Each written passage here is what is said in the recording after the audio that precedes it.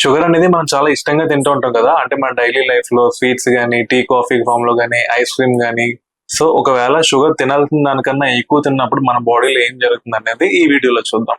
So ఇప్పుడు sugars అంటే ఏంటి? షుగర్స్ అనేవి సింపుల్ కార్బోహైడ్రేట్స్. ఇవి మనం తిన్న తర్వాత మన బాడీలోకి వెళ్ళి డైజెస్ట్ అయ్యి బ్రేక్ డౌన్ అవ్వి ఎనర్జీగా ప్రొడ్యూస్ అవుతుంది.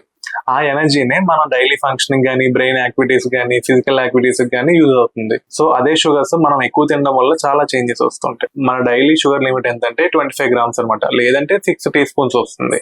సో ఈ సింపుల్ షుగర్స్ వల్ల మన బాడీలో ఏమవుతుందంటే ఇన్స్టెంట్ గా ఎనర్జీ ప్రొడ్యూస్ అవుతుంది, అలానే ఇన్స్టెంట్ గా ఎనర్జీ క్రాష్ అవుతుంది.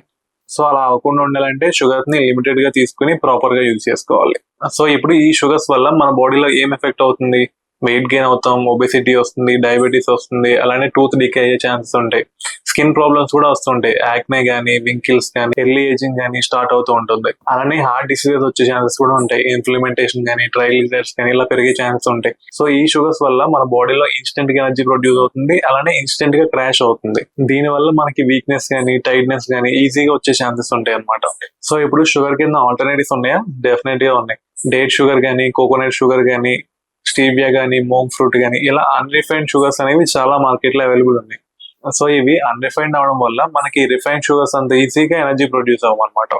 సో అండ్ ఇలానే జీరో షుగర్స్ ఉంటే లో షుగర్స్ ఉన్న షుగర్స్ కూడా అవైలబుల్ ఉన్నాయి మార్కెట్ లో. సో ఫైనల్ గా ఏంటంటే షుగర్స్ అనేవి కంప్లీట్ గా బ్యాడ్ కాదు, దాని వల్ల కూడా గుడ్ అడ్వాంటేజెస్ కూడా ఉంటాయి మనం లిమిటెడ్ గా షుగర్స్ ని యూటిలైజ్ చేసుకున్నప్పుడు. సో ఈ వీడియో మీరు ఇక్కడ దాకా చూసుంటే మీకు ఎంతో కొంత ఇంట్రెస్టింగ్ అనిపించి ఉంటుంది. సో మీకు కానీ ఇంట్రెస్టింగ్ అనిపించి ఉంటే ఒక లైక్ చేసి సబ్స్క్రైబ్ చేయండి.